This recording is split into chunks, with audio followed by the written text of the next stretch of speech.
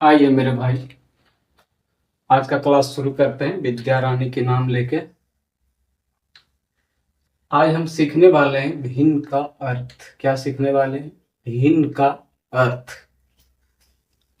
भिन्न का अर्थ जैसे आपको हम लिखें 20%। क्या आप बता सकते हैं इसका फ्रैक्शन क्या होगा? इसका फ्रैक्शन होगा 1/5। अब इस 1/5 में जो है, ये 5 क्या है? मूल्यमान है, मूल वैल्यू है, मूल वैल्यू है। और एक क्या है? ये प्रतिशत परिणाम है, प्रतिशत परिणाम है। 20% का जब हम फ्रैक्शन लिखें तो 1/5 हुआ, और नीचे वाला हिस्सा जो है इसका ये मूल वैल्यू है, और ऊपर वाला जो है इसका प्रतिशत परिणाम है। यहाँ तक कोई दिक्कत आप लोग को समझने में नहीं होना चाहिए। अब देखिए 20% 1/5, जब 5 का आप 20% निकालिएगा तो क्या निकलेगा? 1 निकलेगा, कुछ और नहीं निकलेगा, ये 1 ही निकलेगा।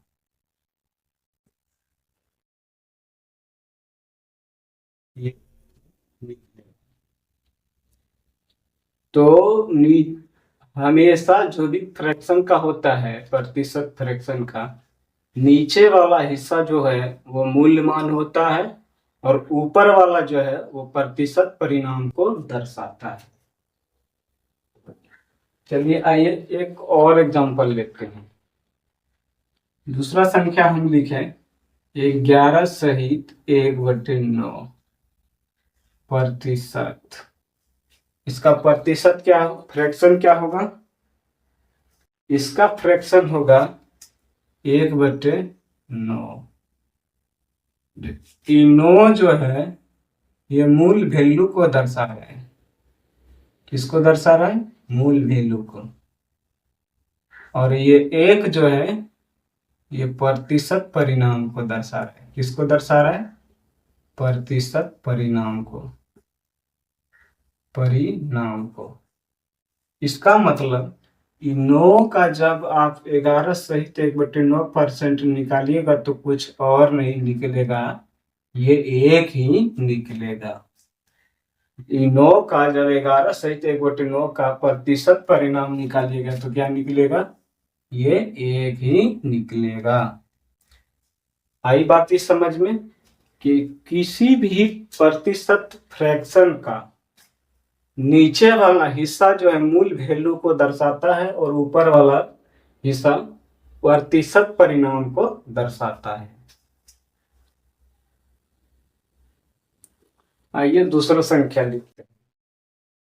दूसरा संख्या है 37 सहित 1/2%। इसका फ्रैक्शन क्या होगा? इसका फ्रैक्शन होगा 3/8। इसका फ्रैक्शन क्या होगा? 3/8। 3/8 में ये 8 जो है ये मूल वैल्यू है। क्या है ये? मूल वैल्यू है। ये 8 क्या है? मूल वैल्यू है। और ये क्या है? ये प्रतिशत परिणाम है, प्रतिशत परिणाम है। क्या है? प्रतिशत परिणाम है। ये 8 का जब 37.5% आप निकालिएगा तो क्या निकलेगा? 3 निकलेगा। ये क्या है? प्रतिशत परिणाम है। ऊपर वाला प्रतिशत परिणाम है, नीचे वाला मूल वैल्यू है।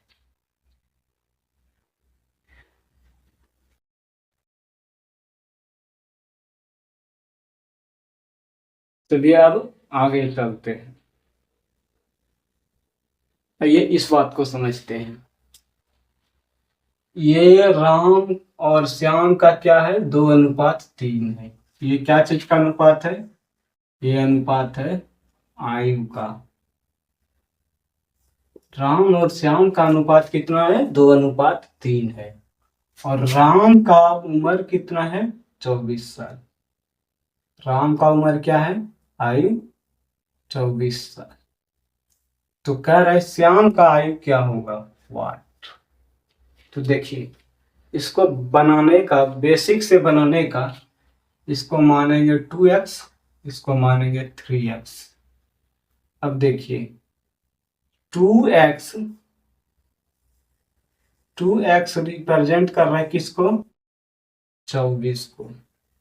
तो x बराबर क्या होगा? 24/2। तो यहां से x का वैल्यू कितना निकला? x का वैल्यू क्या निकला? x का वैल्यू निकला 12। और यहाँ कितना है? 3x। तो यहाँ पे 3 लिखेंगे, x के जगह पे 12। तो कितना हो जाएगा? 36 साल। यानी कि राम का उम्र 24 साल है, तो श्याम का उम्र कितना निकलेगा? 36 साल। ये हुआ बेसिक से।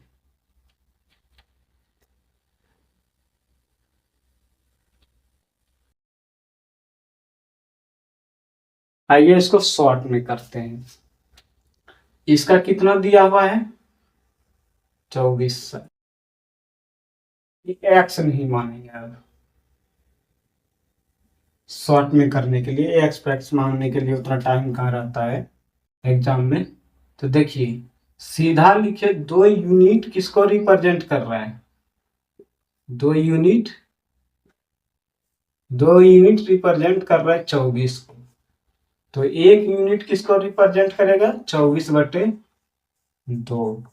तो 1 यूनिट का वैल्यू कितना निकला? 12। जब 1 यूनिट का वैल्यू कितना निकला? 12, तो 3 यूनिट का क्या होगा? 12 × 3 कितना हो जाएगा? 36 साल। आई बात समझ में? 2 यूनिट किसको रिप्रेजेंट कर रहा है? 24 को। तो 1 यूनिट बराबर जब निकालेंगे तो 24/2। तो 1 यूनिट का मान कितना निकला? 12। यहाँ है कितना? 3 यूनिट। तो 12 × 3 करेंगे तो श्याम का उम्र निकल जाएगा। आइए इस सवाल को समझिए। सीता और गीता का आयु का अनुपात कितना है? 2:3 है। आयु का अनुपात कितना है? 2:3 है। तो बोल रहा है सीता का आयु क्या है, जबकि गीता का आयु कितना दिया हुआ है? 36 वाट। तो देखिए, 3 यूनिट रिप्रेजेंट कर रहा है किसको? 36 को। तो 1 यूनिट रिप्रेजेंट करेगा 36/3 को। तो कितना निकला? 12। अब देखिए, 2 यूनिट बराबर कितना होगा? 12 × 2, 24 साल। यानी कि गीता का उम्र 36 साल है, तो सीता का उम्र 24 साल है।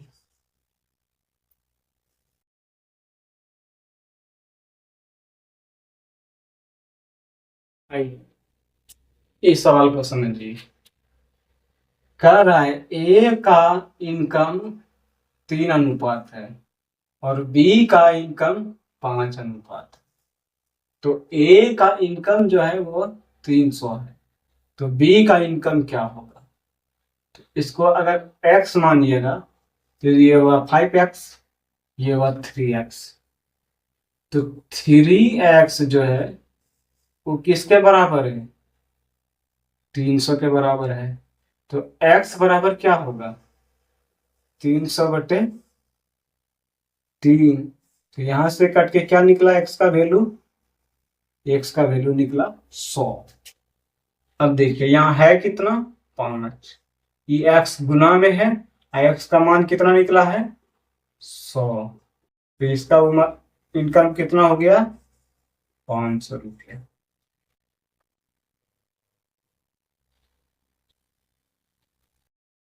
अब इसी चीज को आप ऐसे भी बना सकते हैं। इसी चीज को आप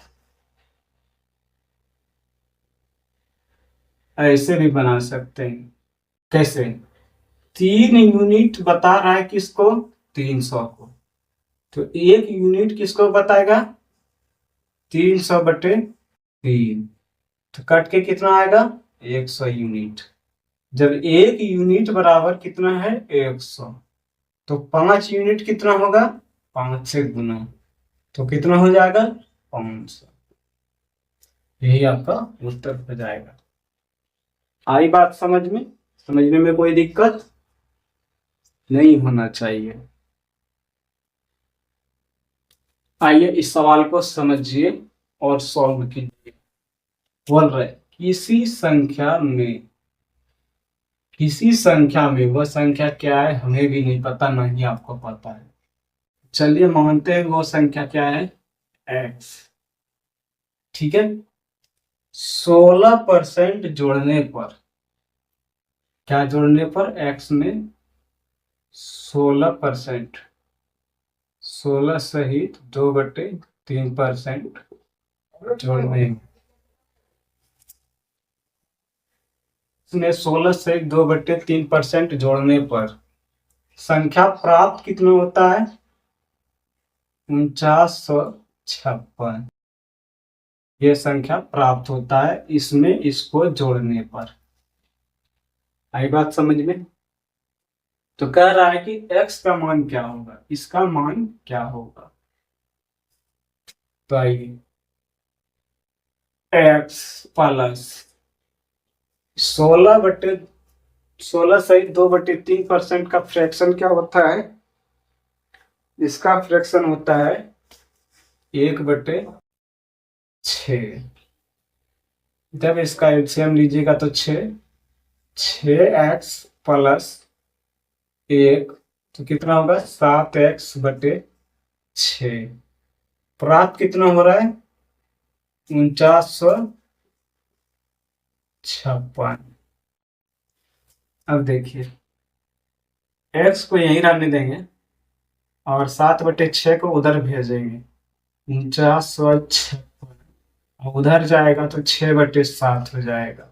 ये 7 से कटेगा तो ये देखिए 7 सत्ते 49, 0, 7, 7 × 56, 708 बार में ये काटा। बचा कितना? गुना 6, तो 8 6 के 48। देखिए 48 एक ही ऑप्शन में है, ऑप्शन नंबर ए आपका राइट उत्तर हुआ। आइए इसको शॉर्ट में बनाते हैं। देखिए वह संख्या क्या है कुछ नहीं पता, लेकिन जोड़ रहा है कितना? 16 से 2/3%। इसको जोड़ने के बाद कितना प्राप्त हो रहा है? 4956। इसका फ्रैक्शन क्या होता है? 1/6। इसको 16 से 2/3, इसको इसमें जोड़ने के बाद कितना प्राप्त हो रहा है? 4956। तो इसको इसमें जोड़े तो कितना होगा? 7। मान लिए 7 में जोड़ा तो 4956 हुआ।